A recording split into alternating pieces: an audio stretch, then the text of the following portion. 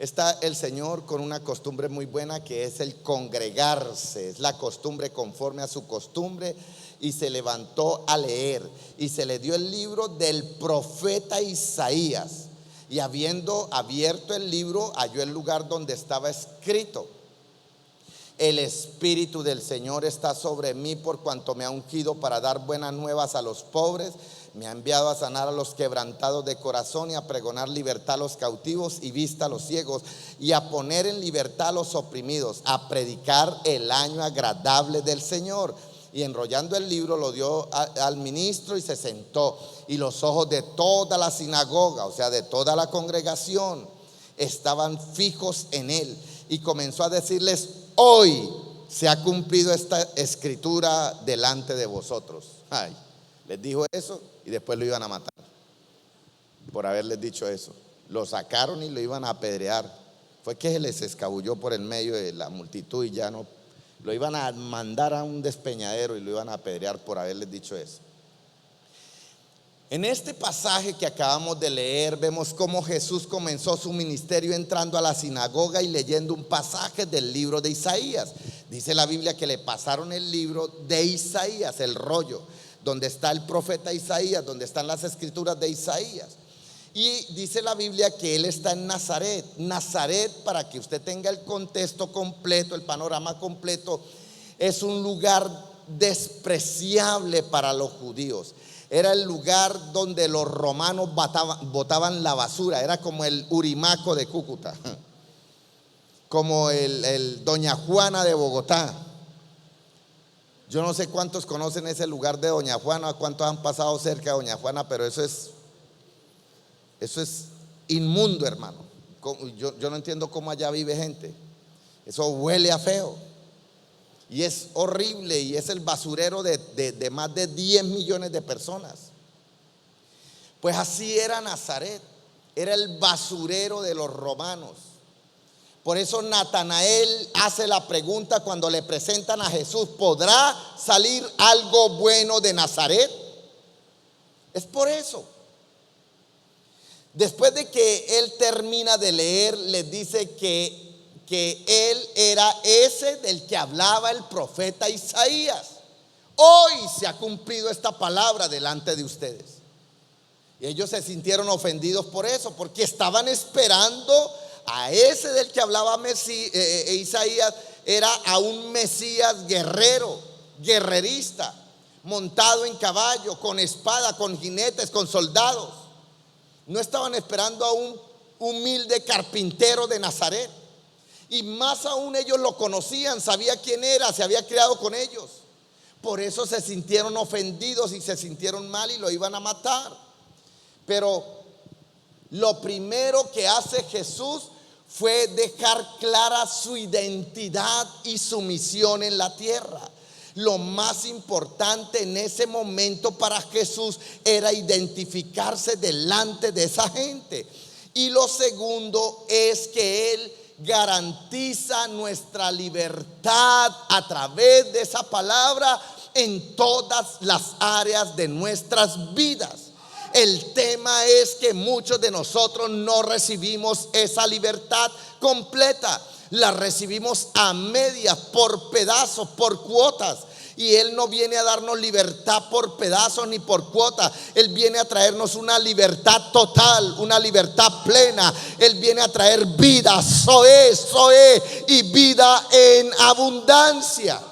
Por eso Él dice: amados, yo deseo que ustedes sean prosperados en todas las cosas, así como prospera su alma. Yo quiero prosperarlo en la salud, yo quiero prosperarlo en la familia, yo quiero prosperarlo en la finanza, yo quiero prosperarlo en su cuerpo, yo quiero prosperarlo en lo emocional, yo quiero prosperarlo en todas las cosas. El tema es: ¿por qué no lo hacemos? ¿Por qué no somos prosperados en todas las cosas? Vamos a ir adentrándonos en el mensaje para ver qué es lo que el Señor quiere que hagamos en esta mañana. Así que Él garantiza nuestra libertad en todas las cosas, en todas las áreas. Jesús vino con la misión de remover el reino del dolor, el reino de la ira, el reino de la traición, el reino de la deslealtad, el reino de la soledad, el reino del luto, el reino del quebrantamiento, el reino de la aflicción, a traer el reino del gozo, el reino de la alegría, el reino de su amado Hijo. Jesús predicó un solo mensaje.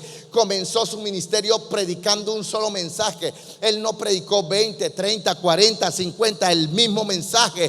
Continuó su ministerio predicando el mismo mensaje. Concluyó su ministerio predicando el mismo mensaje. Cuando Él resucitó, se le presentó a las personas, a más de 500 personas después de haber resucitado, y les predicó el mismo mensaje. Pablo aparece en escena y predica el mismo mensaje. Pedro predica el mismo mensaje. Juan predica el mismo mensaje. Santiago predica el mismo mensaje. Pero la iglesia ha cambiado el mensaje. La iglesia lo ha cambiado. El mensaje del evangelio es uno solo. Es el mismo desde que empezó hasta que termina y hasta la eternidad. Jesús predicó el evangelio del reino. Él no predicó solamente el evangelio, Él predicó el evangelio del reino. Comenzó, continuó y concluyó su ministerio terrenal con el solo mensaje del evangelio del reino. Jesús vino a la tierra a buscar y salvar lo que se había perdido, y lo que se perdió Él lo recuperó y se lo devolvió al dueño original. Esto ya usted lo sabe. La tierra había perdido el orden, el diseño y el gobierno o el reino de Dios. Por eso se clama que retornara a la tierra. Venga tu reino, venga tu reino. Y el rey viene a buscar y a salvar todo lo que se había perdido. Por eso es que cuando el rey viene y efectúa la acción salvífica del hombre, no fue la meta final de su propósito, sino es el trámite inicial para entrar al reino de Dios y participar en el cumplimiento de su propósito eterno. Por eso es que la salvación no lo es todo. La salvación es el comienzo, el principio de todo lo que Dios tiene para tu vida. Hay gente que cree que listo, yo soy salvo y listo, aquí terminó todo. No, ahí empieza todo. Por eso hay gente que se queda ahí en el primer paso. Son salvos y ya no más. No pasa más nada con ellos.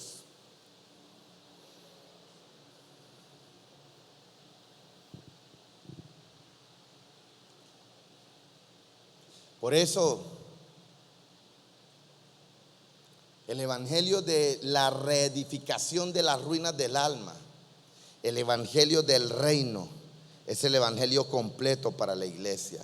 El evangelio de la restauración, el evangelio del gozo en lugar de la doble vergüenza y de la deshonra. El evangelio del reino es el evangelio perpetuo de Dios para sus hijos. Dice el libro que Jesús agarró y leyó, el mismo capítulo que Jesús leyó, el mismo capítulo. Mire lo que dice en el versículo 11, Isaías 61:11.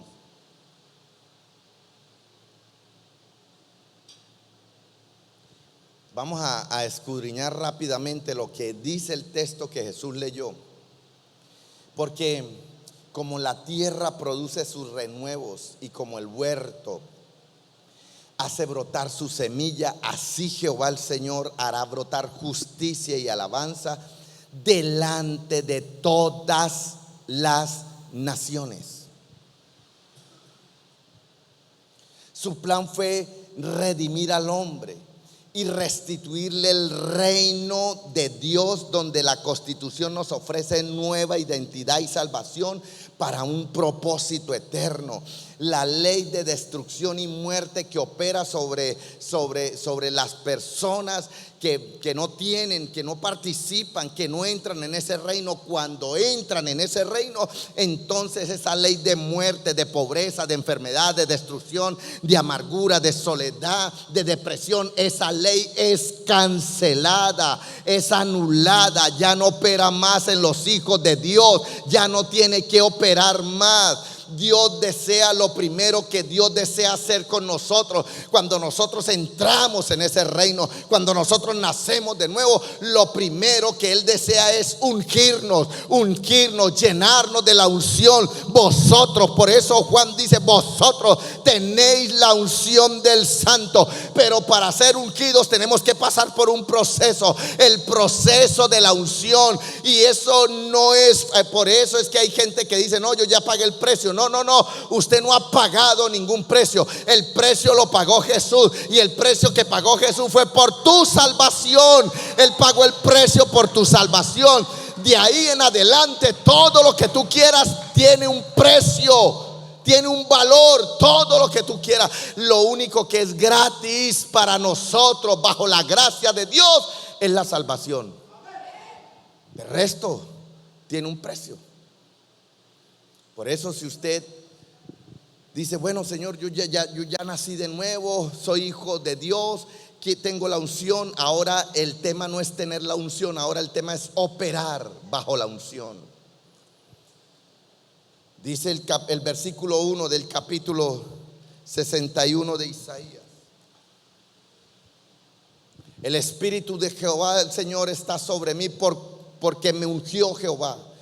Me ha enviado a predicar buenas nuevas a los abatidos, a vendar a los quebrantados de corazón, a publicar libertad a los cautivos y a los presos apertura de la cárcel, a proclamar el año de la buena voluntad de Jehová, el día de venganza del Dios nuestro, a consolar a todos los enlutados, a ordenar que a los afligidos de Sión se les dé gloria en lugar de ceniza, óleo de gozo en lugar de luto, manto de alegría en lugar de espíritu angustiado, y serán llamados árboles de justicia, plantíos de Jehová para la gloria suya. Una gran necesidad de cada cristiano que llega a la iglesia y que tiene un encuentro con Dios es vivir y operar bajo la unción del Espíritu Santo.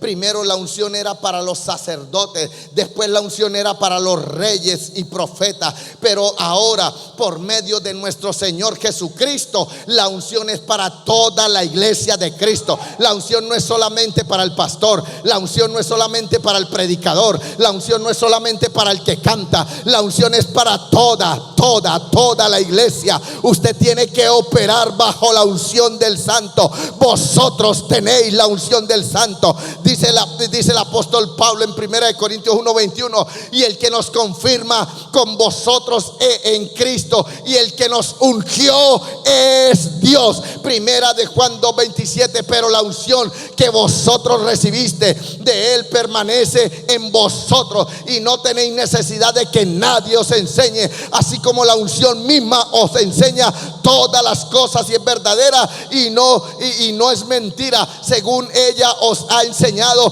permaneced en Él. Vosotros tenéis la unción. Así que si usted no entiende la palabra, si lee la Biblia, no la entiende, le da sueño, le da pereza, le da fastidio, no quiere leerla, es porque en ti no hay nada. En ti lo que hay es muerte, en ti lo que hay es pereza, en ti lo que hay es apatía. Pero si en ti está ese poder del Altísimo, esa unción del Santo, ella te lleva a leerla, a estudiarla, a escudriñarla, y la unción del Santo te enseñará todas las cosas. Eso dice la Biblia. Pero ¿cómo me la va a enseñar? Pues estudiando, escudriñando. Entonces el Espíritu le va a abrir los ojos espirituales para que tú entiendas la palabra y operes bajo esa unción. Por eso primera de Juan 2:20 dice: pero vosotros tenéis la unción del Santo y conocéis todas las cosas. Eso dice la Biblia. Esta unción es la presencia de Dios que le capacita para vivir una vida de santificación personal y de fruto en el ministerio y la misión que Él nos ha encomendado. En Cristo Jesús se cumplió esta promesa y ahora Él la transmite a su iglesia, a cada uno de los que hemos puesto la fe en Él. La unción no es para alguien especial, la unción es para la iglesia. Cuando el Espíritu del Señor está sobre nosotros, somos enviados al cumplimiento del propósito por el cual Él nos ha escogido. Dice Hechos 1:8, pero recibiréis poder. ¿Qué es poder? Es la unción. Es la unción sobre nosotros. Cuando haya venido sobre vosotros el Espíritu Santo, y me seréis testigos en Jerusalén, en toda Judea, en Samaria y hasta en lo último de la tierra. Por eso, si una persona que supuestamente es cristiana me dice a mí: no, yo no predico, yo no evangelizo, yo no doy testimonio, a mí me da pena, a mí me da vergüenza, a mí me da miedo, esa persona no ha nacido de nuevo, no ha tenido un encuentro con Dios. Si usted tuvo un encuentro con el Señor, el Espíritu viene sobre ti y te capacita para hablar a tiempo y fuera de tiempo. El Espíritu le recordará las palabras que ha de decir. No se preocupe. Usted simplemente suéltese. Dígale: Señor, aquí estoy listo. El que me ponga, el que se me atraviese, el que llegue por ahí, le voy a hablar, le voy a testificar. Así que tenemos la autoridad de Dios y el poder de Dios para transformar ambientes. Él nos escogió y nos ungió para la proclamación, predicar buenas nuevas a los abatidos, para consejería, para vendar a los quebrantados de corazón, para liberación, a publicar libertad a los cautivos y a los presos, la apertura de la cárcel, para traer palabra profética, a proclamar el año de la buena voluntad de Jehová, el día de venganza del Dios nuestro, para consolación, a consolar a todos los enlutados, para impartición, para ordenar, para mandar, para ordenar que los afligidos de Sión se les dé gloria en lugar de ceniza, óleo en lugar de óleo de gozo en lugar de luto, manto de alegría en lugar de espíritu angustiado. Y lo primero que hace Jesús en el versículo 3 de Isaías 61 dice: a ordenar que los afligidos de Sión se les dé gloria en lugar de ceniza, óleo de gozo en lugar de luto, manto de alegría en lugar de espíritu angustiado, y seréis llamados árboles de justicia, plantíos de Jehová para la gloria suya. Yo pregunto: ¿esto quién lo hace? ¿Jesús o la iglesia? ¿Quién hace eso? Eso que está ahí, ¿lo hace Jesús o lo hace la iglesia? ¿O lo hace el Espíritu Santo? Los tres.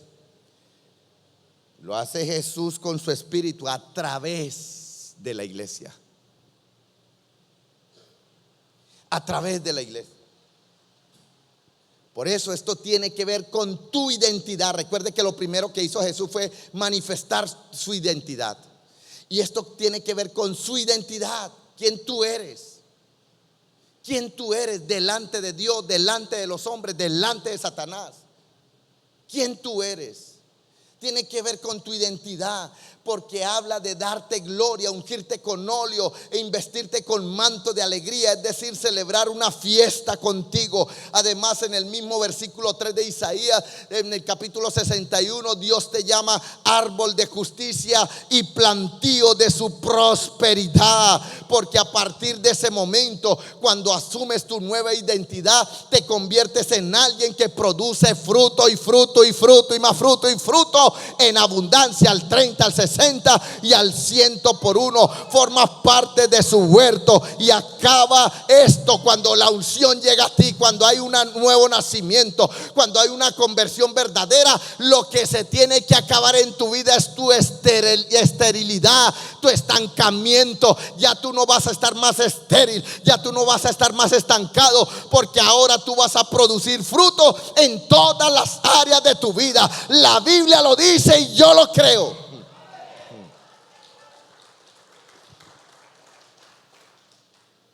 Dice el versículo 4 de Isaías 61: reedificará las ruinas antiguas, levantará los asolamientos primeros, restaurará las ciudades arruinadas, los escombros de muchas generaciones.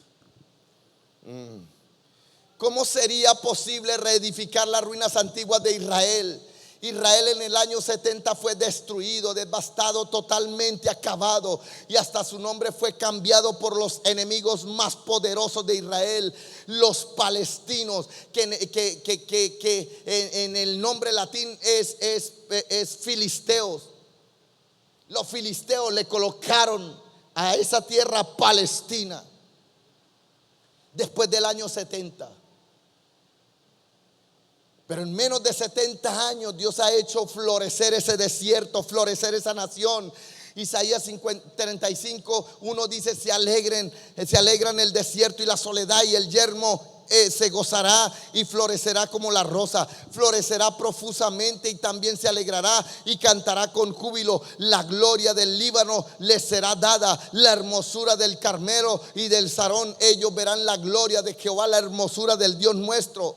Así que Dios lo que ha hecho, lo que ha prometido, lo que ha profetizado, lo que ha escrito, todo lo ha cumplido al pie de la letra. Lo ha cumplido con el Israel que está allá, y lo ha cumplido con su iglesia. La iglesia que entiende, camina de gloria en gloria, de victoria en victoria, de triunfo en triunfo. Es una iglesia que no se queja, no es una iglesia derrotista, no es una iglesia destrozada y abatida. Es una iglesia que tiene la mirada puesta en el premio, en el galardón, en la meta, que sabe para dónde va, que sabe y conoce el camino, que tiene su mirada puesta en Cristo Jesús. Es una iglesia que tiene propósito y que camina bajo propósito.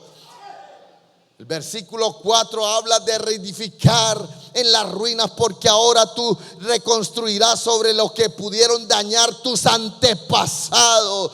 Una de las cosas más extraordinarias que ocurre en la vida de un cristiano que ha nacido de nuevo es que Dios corta con las raíces del mal heredado de nuestros antepasados. En otras palabras, si tú has nacido de nuevo, Dios cancela toda herencia, toda maldición hereditaria, toda maldición del pasado, toda pobreza, toda enfermedad, toda miseria, toda ruina, todos esos escombros. Dios los ha cancelado. Yo no sé si me está entendiendo, pero hay gente que la abuela se murió de cáncer de mama, la mamá se murió de cáncer de mama, y ella tiene 20 años y está diciendo: ¿a qué horas me da el cáncer a mí también? Porque esto es hereditario. Pero si tú has nacido de nuevo, eso es cancelado en el nombre de Jesús. Hay gente que dice: yo soy pobre porque mi papá era pobre, mi abuelo era pobre, mi abuelito era pobre, mi tatarabuelito era pobre, y por eso yo soy pobre. Pues eso es cancelado. Toda pobreza es cancelada en el nombre de Jesús. Hay gente que dice: es que yo soy así, yo tengo este vicio, yo tomo, yo bebo, porque es que eso fue lo que aprendí de mi papá, de mi abuelo. Pues amigo, eso lo aprendió, pero el día que tú tuviste un encuentro con Jesús, dice: de modo que el que está en Cristo, nueva criatura es. Las cosas viejas pasaron, he aquí todas son hechas nuevas. Todas son hechas nuevas. Así que no lo vengan a usted aquí a engañar ni a meterle cuento que venga, que es que usted está arrastrando con una maldición generacional. Usted puede estar arrastrando con una maldición generacional si usted no ha nacido de nuevo. Pero si usted ya nació de nuevo, todo eso es cancelado. Es más, ningún cristiano verdadero se puede enchucar. No, que venga para hacerle liberación. Eso es mentira del diablo. Eso no es verdad bíblica. A ningún verdadero hijo de Dios se le hace liberación, porque donde está el Espíritu de Dios no puede estar Satanás metido tampoco. No, señor. No, señor. Venimos de una historia de violencia, de maldad, pero al aceptar a Cristo, Él nos hace una nueva criatura, nos hace nuevas generaciones. A través de Cristo reedificaremos los escombros de muchas generaciones, es decir, nuestros hijos, nuestros nietos, nuestras generaciones serán nueva generación, serán benditas de Jehová, que caminan en la presencia del Señor. Si yo pasé por pobreza, mis hijos no van a tener que sufrir la pobreza, mis nietos no van a tener que sufrir la pobreza, mis bisnietos no. Yo no sé si usted me entiende. Si tú pasaste por necesidad, tus hijos no van a pasar por ninguna necesidad, porque tú eres hijo de Dios y ellos son hijos de Dios. Reedificación de todo lo pasado. Reedificará las ruinas antiguas y levantará los asolamientos primero y restaurará las ciudades arruinadas, los escombros de muchas generaciones. Eres un restaurador. Contigo se acabó la maldición, se cerró la puerta de maldad y el enemigo ya no puede operar más en tus futuras generaciones. El diablo no puede tocar tus hijos. Dice el versículo 5: y extranjeros aceptarán vuestras ovejas, y los extraños serán vuestros labradores y vuestros viñadores. En el versículo 5 continúan las buenas noticias, porque dice que los extranjeros y extraños trabajarán para ti. Los impíos y los extranjeros trabajarán para nosotros. Proverbios 13:22 dice: el bueno dejará herederos a los hijos de sus hijos, pero las riquezas del pecador están guardadas para el justo. Las riquezas del pecador están guardadas para el justo. Yo no le vengo a hablar aquí de cuento, ni de cháchara, ni de fábula. Yo le vengo a hablar de una palabra que es cierto, 100%. Mientras yo estoy aquí predicando, el dinero está trabajando para mí. Y hay gente que para ellos, mientras están aquí sentados, el dinero está trabajando para ellos. ¿Y sabe quiénes están trabajando? Los impíos. Le están haciendo plata a los hijos. Ya. Pero usted tiene que nacer de nuevo.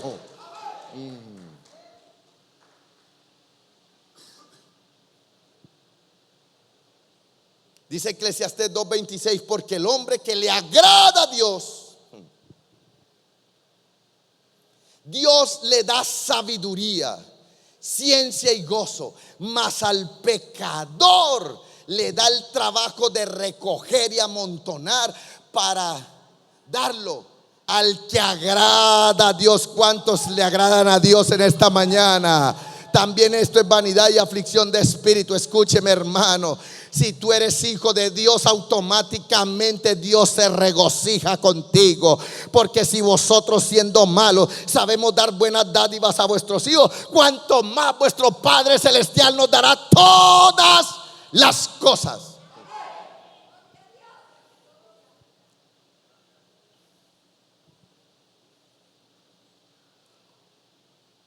Versículo 6 de Isaías 61: y vosotros seréis llamados sacerdotes de Jehová, ministros de nuestro Dios seréis llamados. Comeréis las riquezas de las naciones y con su gloria seréis sublimes. Mire, son textos que se están cumpliendo y se van a cumplir 100%. Quizás ahorita no estemos en esa plenitud, pero va a llegar un día donde las naciones nos servirán. La Biblia lo habla. Nosotros gobernaremos, somos reyes y sacerdotes.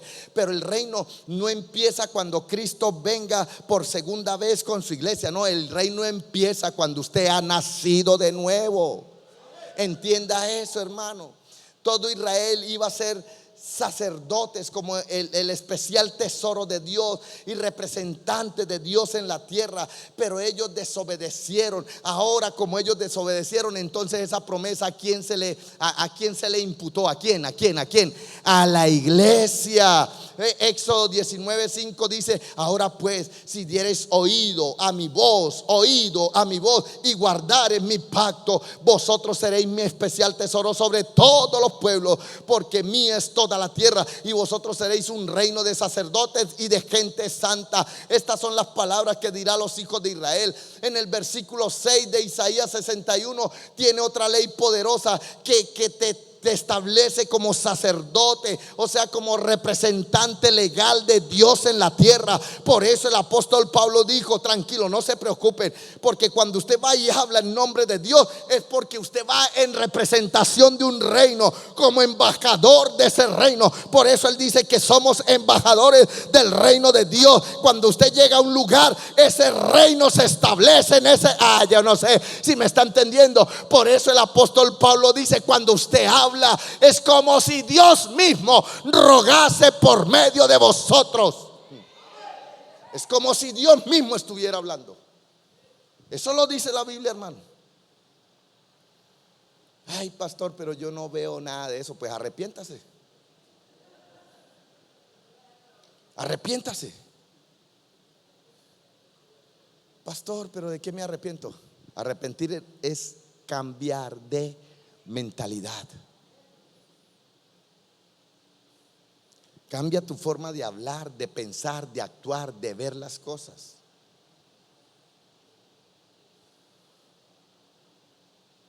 Dios nos da una nueva dignidad. Somos ministros suyos, somos ministros competentes para un nuevo pacto, dice el apóstol Pablo. Y vosotros seréis llamados sacerdotes de Jehová, ministros de nuestro Dios seréis llamados, comeréis las riquezas de las naciones, con su gloria será sublime. Somos reyes, sacerdotes, ministros de un Dios, ministros competentes para un nuevo pacto, embajadores del reino de Cristo, que nos sacó de las tinieblas a su luz admirable. Primera de Pedro 2:9 dice: mas vosotros, diga conmigo, ese soy yo. Vamos, diga conmigo, ese soy yo. Vamos, diga conmigo, ese soy yo. Mas vosotros sois linaje. Linaje habla de una realeza, de una estirpe, de una descendencia. Linaje escogido, real sacerdocio, nación santa, pueblo adquirido por Dios, para que anunciéis de las virtudes de aquel que os llamó de las tinieblas a su luz admirable. Vosotros que en otro tiempo no erais pueblo, pero que ahora sois pueblo de Dios, que en otro tiempo no habías alcanzado misericordia, pero que ahora habéis alcanzado. Usted está entendiendo qué es la sombra y qué es la realidad. Allá en la sombra se le dijo al pueblo de Israel: vosotros me seréis mi especial tesoro, seréis sacerdotes del Dios Altísimo, comeréis el bien de la tierra, las naciones vendrán a ti.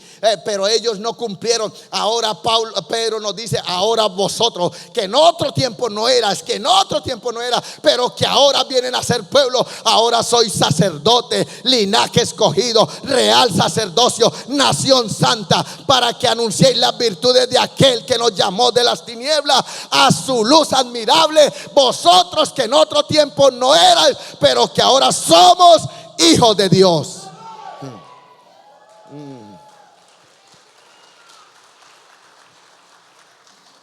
Y si quiere más, segunda de Corintios 3:6 dice: el cual asimismo nos hizo ministros competentes de un nuevo pacto, no de letra, sino del Espíritu, porque la letra mata, mas el Espíritu vivifica. ¿Sí ve esto, hermano? A veces cuando nos ponemos muy ortodoxos, y entonces lo que hacemos es matar lo espiritual. Y el ministerio de muerte grabado con letras en piedra fue con gloria. Y si el ministerio de muerte grabado con letras en piedra fue con gloria, tanto que los hijos de Israel no pudieron fijar la vista en el rostro de Moisés a causa de la gloria de su rostro, la cual había de perecer, ¿cómo no será más bien con gloria el ministerio del Espíritu en el que la iglesia opera? Si ese ministerio era poderoso, el apóstol Pablo está diciendo: este es más poderoso, porque allá era la figura, porque allá era la sombra, porque allá solo se podía ver como por un espejo, pero ahora vosotros sois el templo, sois la casa, sois el habitáculo, sois la morada del Espíritu de Dios. Ahora ese ministerio es con más gloria. Por eso el profeta dice: la tierra se llenará de la gloria de Dios. Y la gente está esperando que la gloria baje. No. El apóstol Pablo dice: Cristo dentro de vosotros, la esperanza de gloria.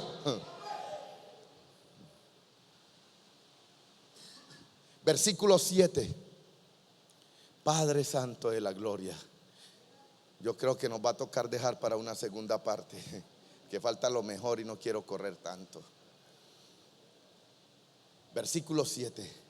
En lugar de vuestra doble confusión y de vuestra deshonra, os alabarán en sus heredades, por lo cual en sus tierras poseerán doble honra y tendrán perpetuo gozo. El versículo 7 habla de honra y perpetuo gozo, porque el dolor del pasado, la angustia del reino de las tinieblas no te hará sentir más tristeza. Tendrás doble honra por ser primogénito de Dios. La Biblia dice a la congregación, dice Hebreos, la congregación de los primogénitos de Dios, y por ser primogénitos tendremos doble honra, tendremos doble herencia, herederos de Dios y coherederos juntamente con Jesucristo. Ahora estará bien desde adentro cuando abrazas el recuerdo de la vergüenza y la amargura de tu pasado. Eres esclavo del sufrimiento, del dolor, de la tristeza, de la depresión,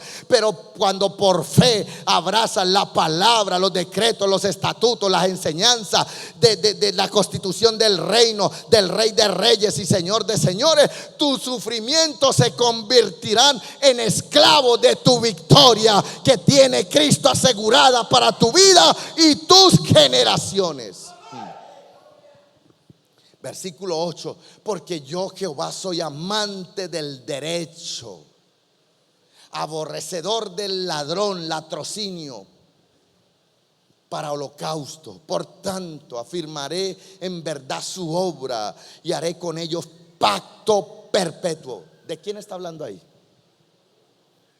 ¿De quién está hablando? De la iglesia, hermano, que es el verdadero Israel. Los que son sacados de allá del olivo silvestre y son metidos al olivo natural.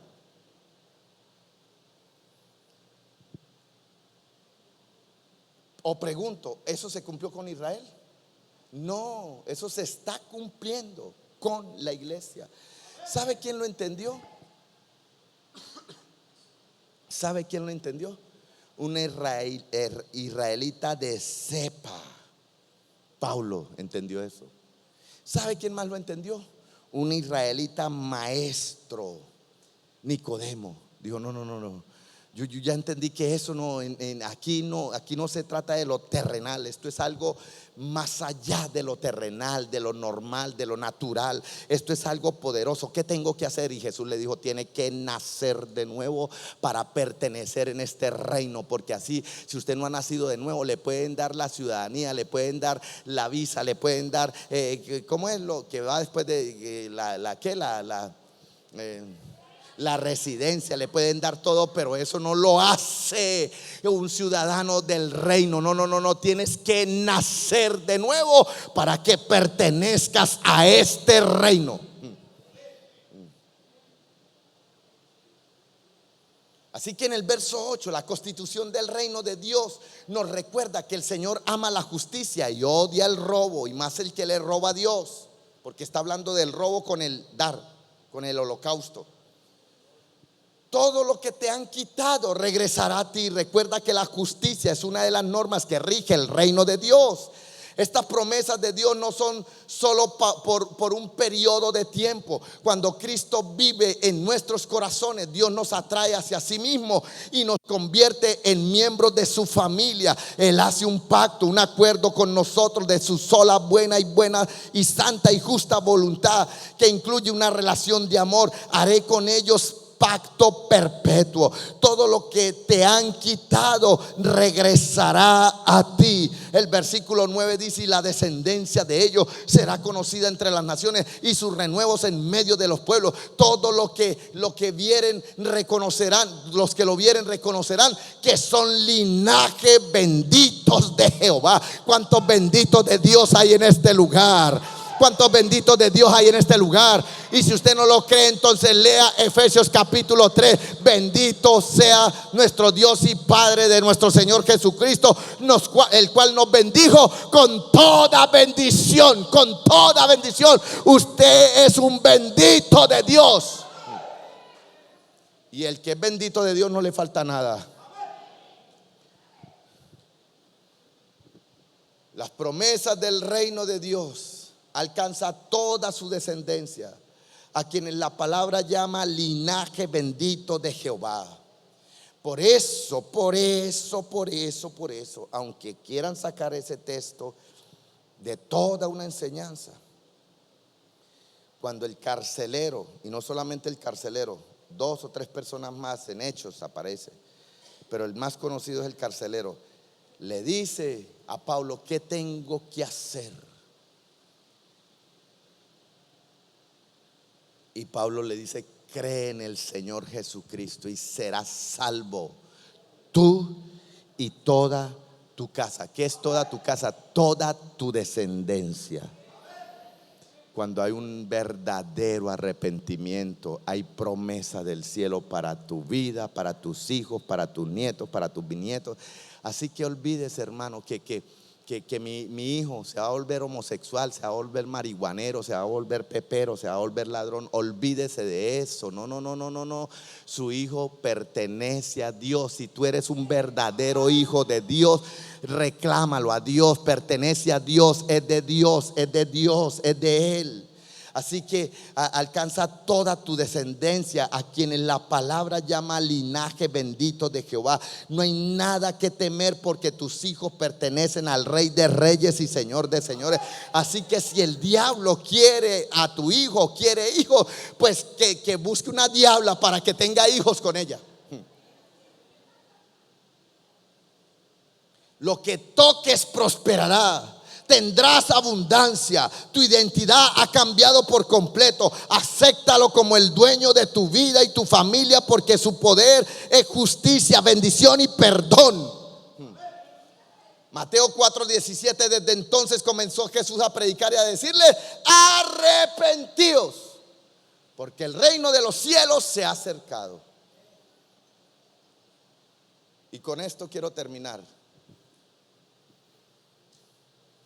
Me quedan 20 minutos para orar, ministrar la ofrenda y para irnos. ¿Qué es el reino de Dios y cómo opera en nuestras vidas? Pastor, todo eso es muy bonito, pero yo no estoy viviendo eso. ¿Alguien puede decir eso? Ninguno de los que están aquí, los que se quedaron. Usted no. Yo no vivo eso. Yo lo que vivo es fracaso, pobreza, miseria, ruina, escasez, enfermedad, dolor, angustia, depresión. Eso es lo que yo vivo. ¿Cómo opera el reino en mi vida? ¿Cómo activo el reino en mi vida? Jesús no predicó otra cosa que no fuera el reino de Dios. La primera declaración de Jesús en público en Mateo 4:17 fue: arrepentidos. El reino de los cielos se ha acercado. El reino ha llegado. La palabra arrepentido no es una palabra religiosa, es una palabra de psicología, que en el griego es metanoia, y que la palabra arrepentidos en su contexto original es cambio de mentalidad. Lo que el Señor le está diciendo es: cambia tu forma de pensar. Por eso el apóstol Pablo, cuando está diciendo que no nos tenemos que conformar a este sistema, sino que tenemos que renovar nuestro entendimiento, tenemos que renovar, cambiar nuestra forma de pensar. ¿Cómo renovamos nuestro entendimiento? A través de la palabra, sacando la basura y metiendo lo espiritual. A través de la palabra. Así que eso es lo que significa arrepentidos. Cambia tu mentalidad. Cambia la manera en que fuiste entrenado a pensar.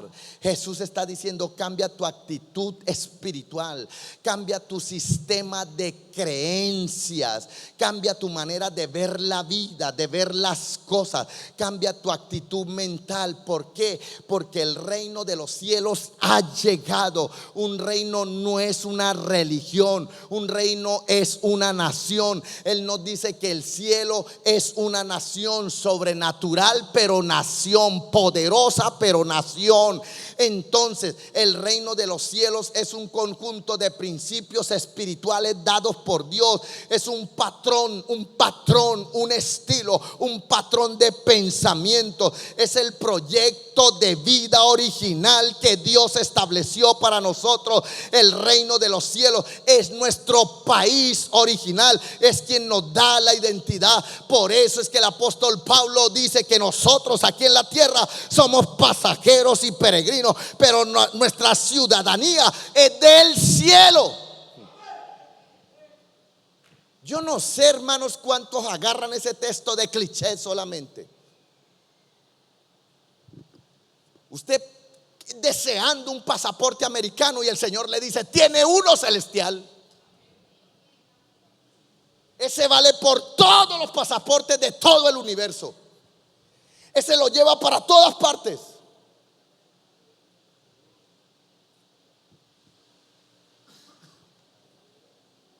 Nuestra nación original es el cielo.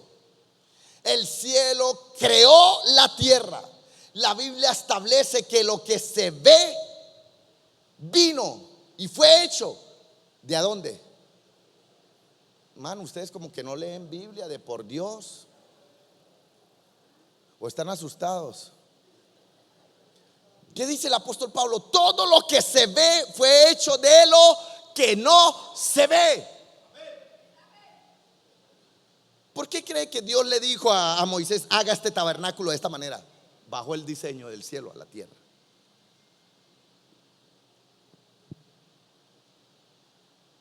También establece que lo que es invisible, que lo que es visible, lo que se ve, es temporal, es pasajero, pero lo que no se ve es eterno, es permanente. Así que nuestro país original es el cielo, pero Dios creó la tierra para gobernar la tierra con el cielo. Por eso estamos aquí. Es muy sencillo. En Génesis capítulo 1 el Señor dice: hagamos al hombre a nuestra imagen, a nuestra semejanza. ¿Para qué? Para que tenga dominio. Diga conmigo: dominio. Dominio sobre toda la creación.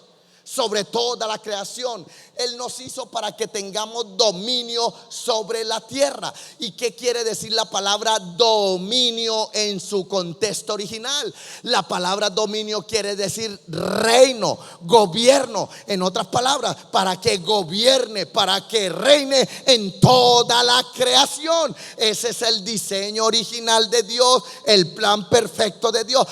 Pero el plan falló. No, el plan no falla. Dios tiene el plan de Dios, el plan de Él, el plan A, el único plan, el plan perfecto. Él sabía que el hombre iba a fallar, y así que Él, siendo Dios, se hizo hombre para venir a buscar y salvar lo que se había perdido. Y lo que se perdió fue el reino, el gobierno, el dominio, el poderío, la majestad, la gloria. Y Él viene a recuperarla y a devolvérsela a sus dueños originales, que es el hombre redimido.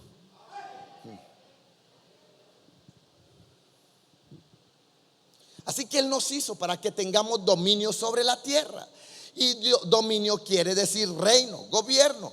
En el capítulo 3 el hombre peca, y al pecar lo que se perdió no fue la salvación, porque el hombre se salvó. Lo que se perdió fue el gobierno, el dominio, el reino, el poderío, el reino. Y Jesús viene al mundo a buscar y a salvar lo que se había perdido, y darle al hombre, al dueño original, que es el hombre, el dominio del reino. Entonces Jesús estaba diciendo: cambia tu mentalidad, porque el dominio de Dios y sus ciudadanos han llegado a dominar este sistema. Eso es lo que está diciendo Jesús. En otras palabras, cambia de patrón de pensamiento, porque el gobierno del cielo ha regresado a la tierra. Para eso Dios te puso en la tierra, para decirle a la gente lo mismo. Cambia de actitud, cambia tu forma de pensar. El sistema de gobierno del cielo está aquí en la tierra, operando ahora y ya, para traer sus valores, sus principios, su cultura, su autoridad de gobierno, sus reglas, su estilo de vida, del cielo a la tierra. Por eso estás aquí. Tú no eres de la tierra, tú has venido del cielo para traer el cielo a la tierra. 7 cosas necesarias para activar el reino de Dios en tu vida. Número 1, cambia de mentalidad, o de la mentalidad de escapismo. Cambia de mentalidad de separación. Cambia de mentalidad de víctima. Cambia de mentalidad de derrotista. Cambia el lenguaje del reino. Lidera con mentalidad de reino. Sé lo mejor que puedas ser en tu vida. Llegas hasta donde tú quieras llegar. El lenguaje de los discípulos que le preguntan a Jesús: Señor, ¿cómo vamos a orar? Enséñenos entonces a orar. ¿Qué es lo que tenemos que hacer? ¿Cómo tenemos que hablar? ¿Cómo tenemos que operar en ese reino? Entonces el Señor les dice, no dijo: oren por comida, por plata, por trabajo, por vestido. ¿Sí o no? ¿Y por qué ora usted? Por comida, por plata, por trabajo, por vestido y por salud. Él dijo: oren por eso. En ningún momento. ¿Sí ve cómo se cambia la mentalidad? Se cambian los principios, se cambian las formas, se cambian los patrones. Y por eso es que no operamos en ese reino. Él no dijo eso. Es más, Él dice: más buscad primeramente el reino de Dios y su justicia. Y entonces la comida, la ropa, el vestido, la salud, la plata, la casa, el carro, la beca, el estudio, los hijos vendrán, porque vendrán, porque vendrán, porque vendrán, porque vendrán, porque esas son las arandelas. Esa es la añadidura de Dios para tu vida. Esa es la añadidura. Así que no dijo: ore por comida. Aplauda al Señor con ganas, con alegría. Qué entusiasmo. Oren por comida, oren por ropa, por carro, oren por novio, por novia, por marido, por mujer, por la casa, No. Nunca dijo nada de eso. Al contrario, Jesús dijo: no piensen en estas cosas, busquen primeramente el reino de Dios y todas esas cosas vendrán por añadidura. No te preocupes de calzado, dónde vas a vivir, qué te vas a vestir, qué te vas a poner, cómo hago para pagar el recibo. No te afanes por eso. Cada día tiene su propio afán. Si vosotros, siendo malos, sabéis dar buenas dádivas a vuestros hijos, ¿cuánto más vuestro Padre le dará lo del recibo, lo de la luz, lo de la casa? No. Yo no sé si tú me entiendes lo que le estoy diciendo. ¿Quién de vosotros le da una serpiente al hijo si le pide un pescado? ¿Quién le da una piedra si le pide pan? Si usted, que es malo, si nosotros que somos malos le damos pan, le damos pescado cuando nos pide, ¿cuánto más nuestro Padre nos dará todo lo que le pidamos? Todo lo que le pidamos. Así que no te preocupes de calzado, de ropa, de plata, de trabajo, de negocio. Pero cuando ores así: Padre nuestro. La palabra Padre quiere decir fuente de recursos. Padre, nuestra fuente eres tú, que estás en los cielos. Piénselo. Nuestra fuente no está en la tierra. Nuestra fuente está en el cielo. ¿De dónde vendrá mi socorro? Mi socorro viene del Padre Jehová, que hizo los cielos y la tierra. ¿Por qué? Porque no eres de la tierra, has venido del cielo. Cuando oras, diríjate a tu nación, a tu gobierno. Padre nuestro, fuente de nuestra, que está en la nación original, el cielo. Santo es tu nombre, santificado sea tu nombre. Nombre diferente, nombre sin igual, nombre distinguido, nombre apartado, separado de los demás nombres. Nombre quiere decir carácter. Tu carácter es diferente, tu carácter es único. Luego dijo Jesús: hagan esta petición: venga tu reino.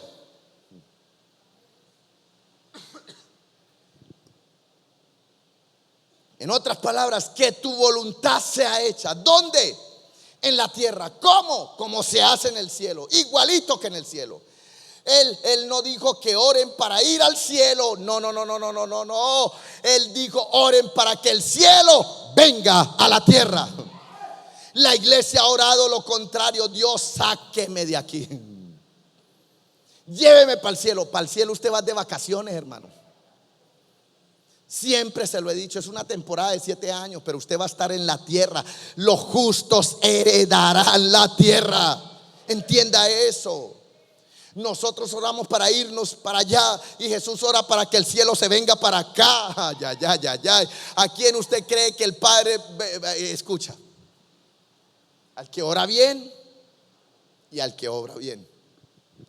Los cristianos evangélicos orando queremos irnos para el cielo y Jesús diciendo: no Señor, no Señor, no Señor, no quiero que vengas para el cielo, quiero que el cielo baje para la tierra, que tu reino venga, que tu voluntad sea hecha en la tierra como se hace en el cielo. Ahora, ¿qué está pasando en el cielo? ¿Qué es lo que hay en el cielo? ¿O qué es lo que no hay en el cielo? En el cielo no hay enfermedad, no hay depresión, no hay divorcio, no hay abuso, no hay violencia, no hay pandilla, no hay drogas, no hay pobreza, no hay miseria, no hay corrupción, no hay maldad, no hay nada de esto en el cielo. Y él lo que está diciendo es que lo que está en el cielo se haga en la tierra.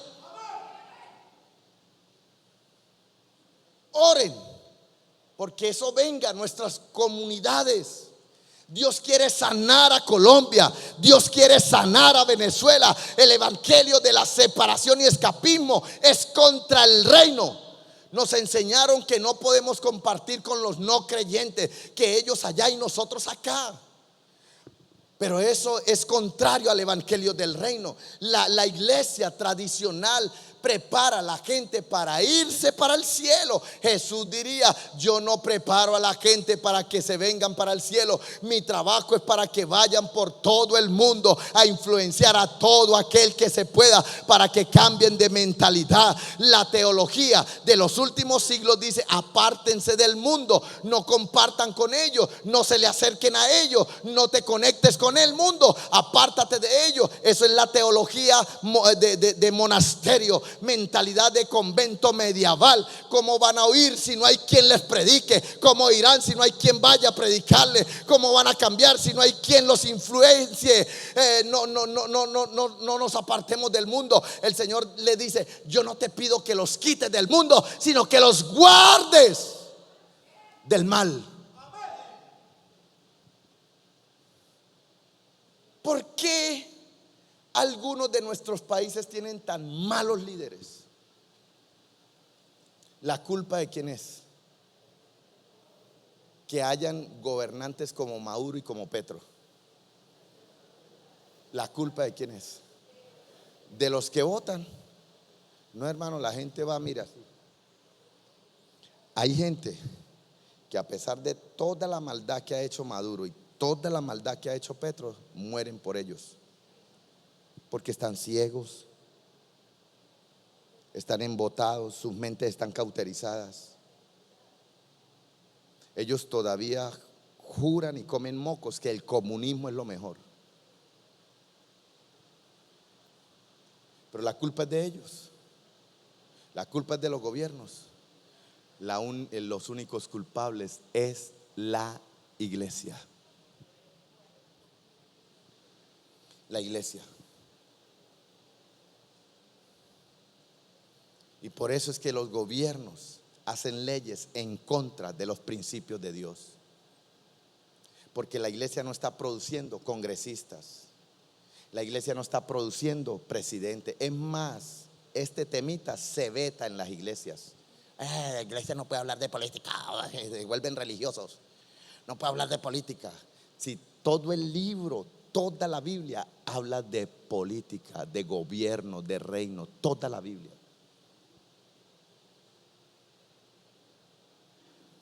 Entonces prefieren votar por gente comunista, gente que no ame a Dios, gente que ame la agenda LGTBIQ, gente que ame la agenda 2030, gente que ame el progresismo, gente que ame el feminismo, gente que ame todo lo que va en contra de Dios. No importa, solo por llevar la contraria.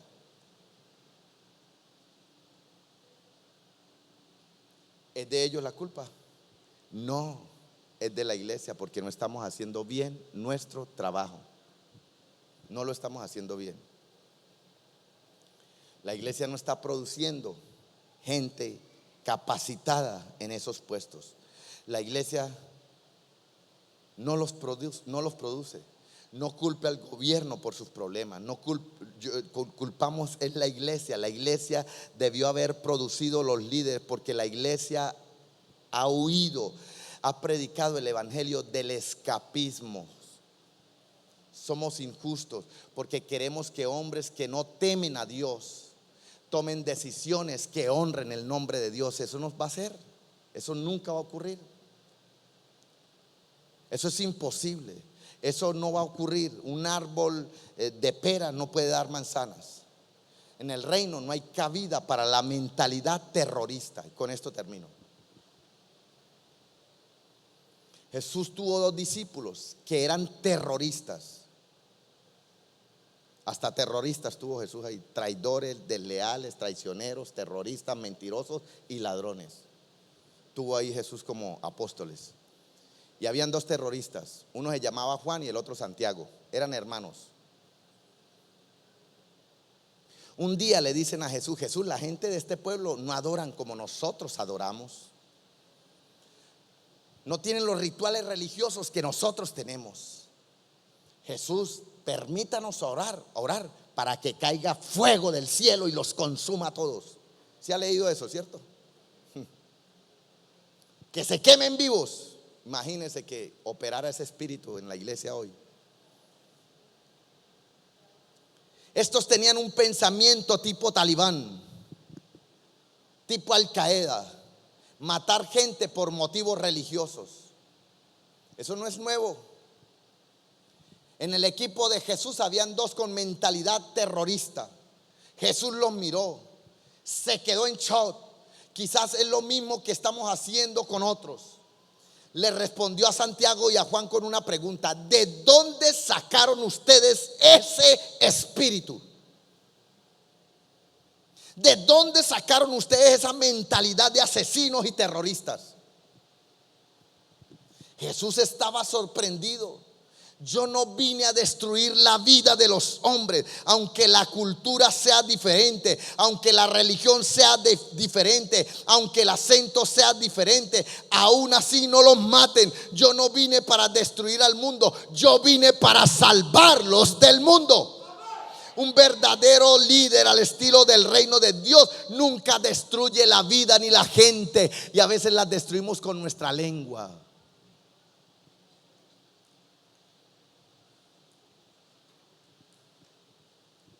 Que Dios nos ayude, hermanos.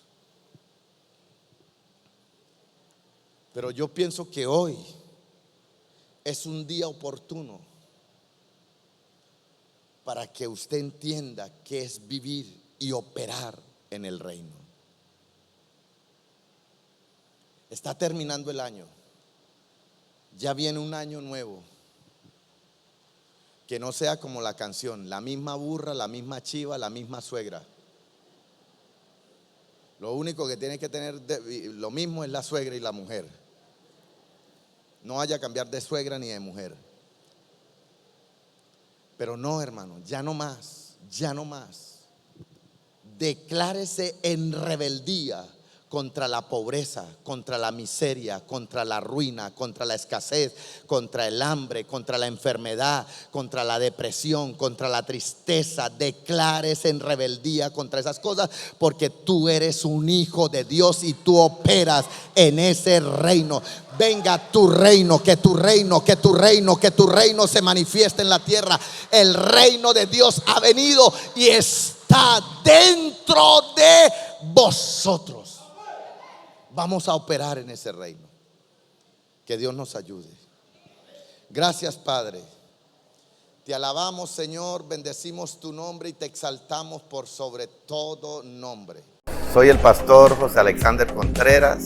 Queremos pedirte que si este mensaje le ha edificado, queremos que nos ayudes con un like o dedito arriba, y que por favor nos sigan en nuestras redes sociales y compartan con sus amigos. Dios les bendiga, Dios les guarde.